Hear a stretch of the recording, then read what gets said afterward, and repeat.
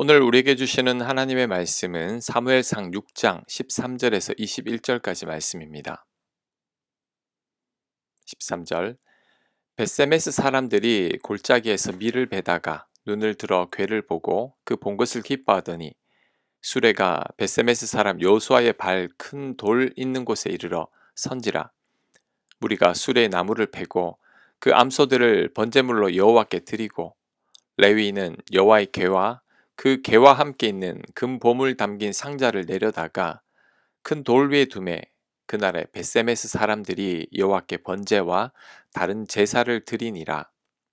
블레셋 다섯 방백이 이것을 보고 그날에 에그론으로 돌아갔더라. 아멘.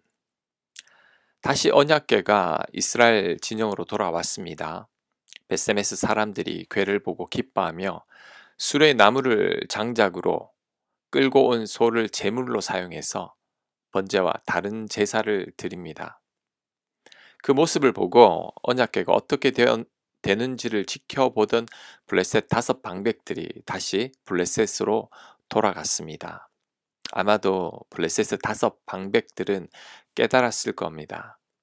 언약궤가 있어야 할 곳은 블레셋이 아니라 이스라엘 땅이라는 것을. 그래서 두려운 마음으로 블레셋으로 돌아갔을 것입니다. 그런데 이 대목에서 한 가지 아쉬운 게 있습니다. 언약궤 곁에 블레셋에서 금으로 만든 독종과 쥐의 형상을 같이 두었다는 겁니다. 거룩한 언약궤와 블레셋이 만든 우상은 같이 둘 게 아닙니다.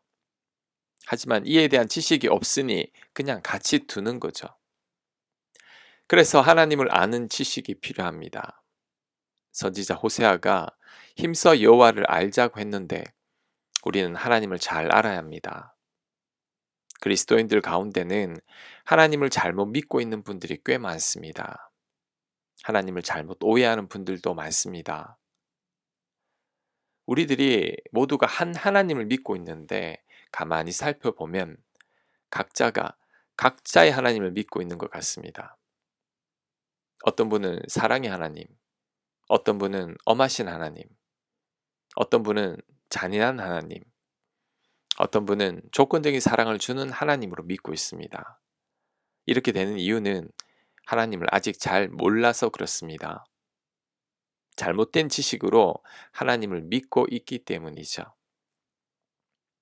우리 하나님을 가장 잘 묘사한 것은 탕자의 비유에 나오는 아버지라고 생각합니다.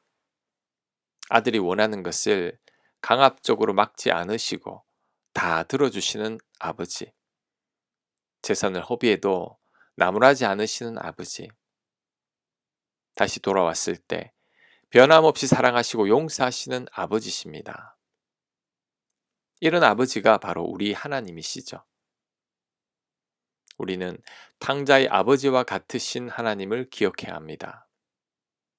그리고 아들을 주신 하나님도 기억해야 합니다. 우리를 살리기 위해 모든 것을 내주신 하나님이시죠.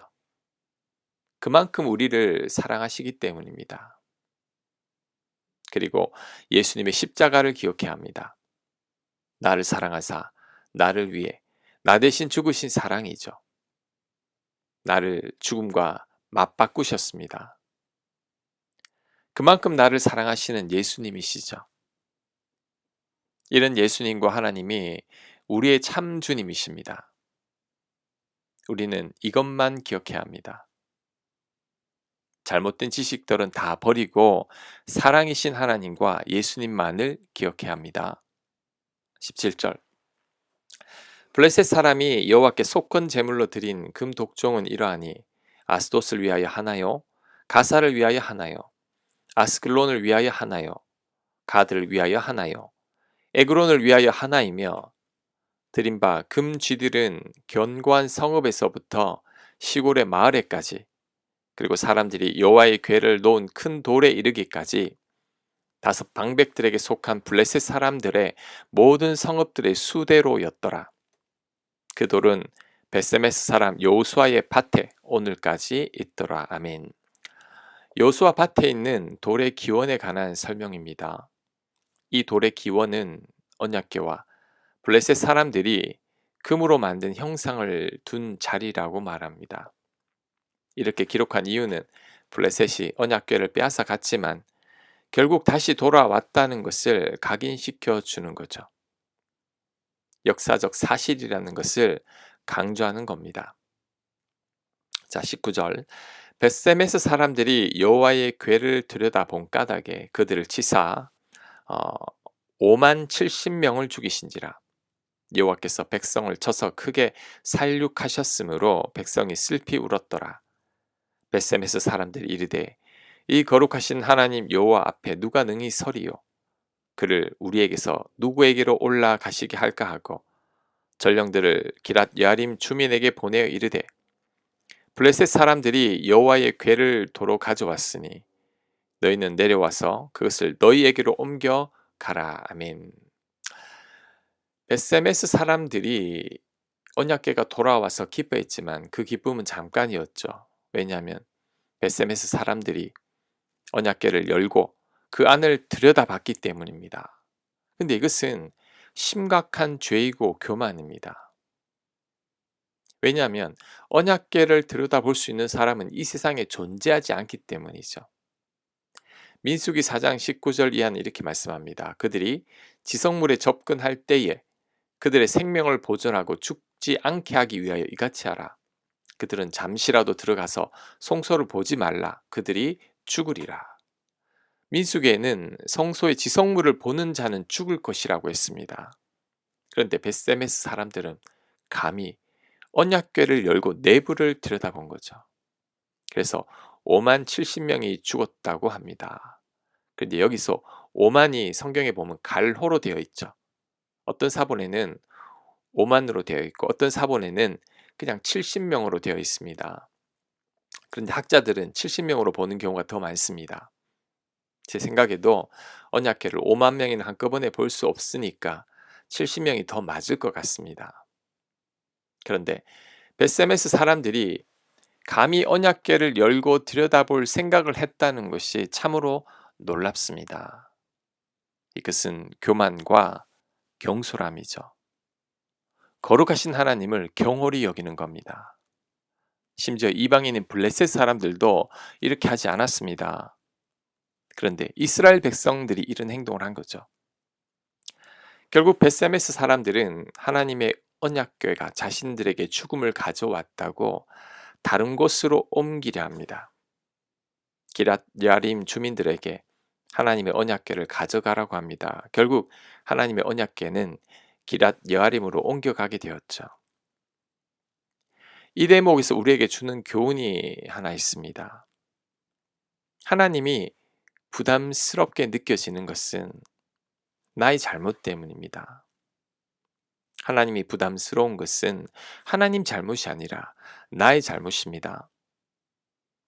벳세메스 사람들이 언약궤를 들여다보지 않았더라면 벳세메스 사람들이 죽지 않았을 것이고 언약궤를 다른 곳으로 이동하지도 않았을 겁니다. 벳세메스 사람들은 자신들이 하나님을 경홀히 여기다가 당한 재앙을 하나님 탓으로 돌리고 있는 거죠. 좋으신 하나님을 부담스러운 분으로 잘못 오해하고 있는 겁니다. 우리들 중에도 하나님이 사랑으로 느껴지지 않고 부담스러운 분으로 느껴지는 분들이 있습니다.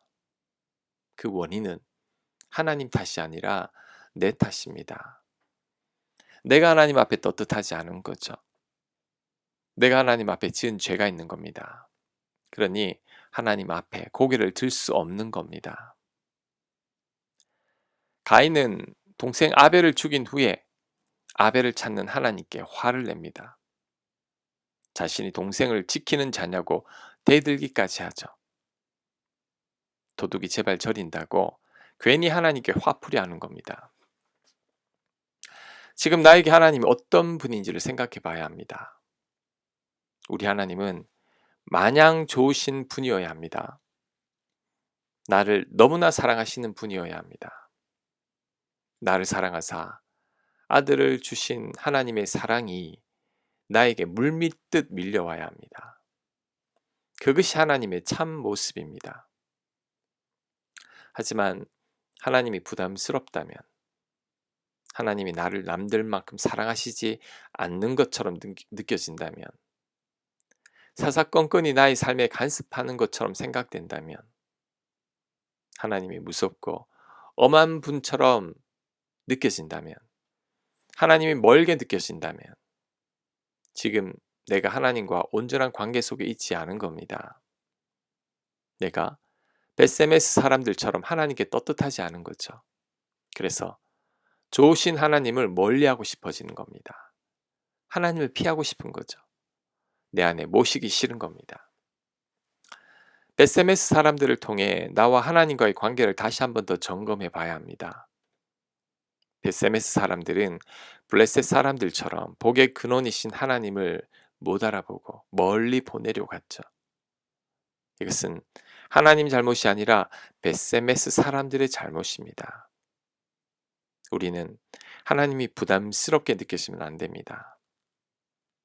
하나님을 떠나고 싶다거나 멀게 느껴져서도 안 됩니다. 하나님은 항상 사랑의 하나님이어야 합니다. 너무나 좋으신 분이어야 합니다. 하나님과 동행함이 우리의 소원이어야 합니다. 이러한 태도가 우리가 하나님과 바른 관계 속에 있다는 증거입니다. 아멘. 하나님, 베세메스 사람들이 자신들의 악을 생각하지 못하고 감히 언약궤를 들여다본 것을 생각하지 못하고 이제는 하나님을 멀리 떠나 보내려고 합니다. 하나님, 우리도 하나님 앞에 떳떳하지 못할 때 하나님을 떠나고 싶은 마음이 있지만 그 모든 것들이 잘못된 것임을 깨닫고 우리의 죄를 철저히 회개하고 우리의 잘못을 수정하고 하나님 곁으로 다가갈 수 있는 저희가 되게 하옵소서. 마냥 좋으신 하나님, 사랑이 넘치는 하나님으로 우리에게 각인될 수 있도록 은혜 베풀어 주시옵소서. 예수님 이름으로 기도합니다. 아멘.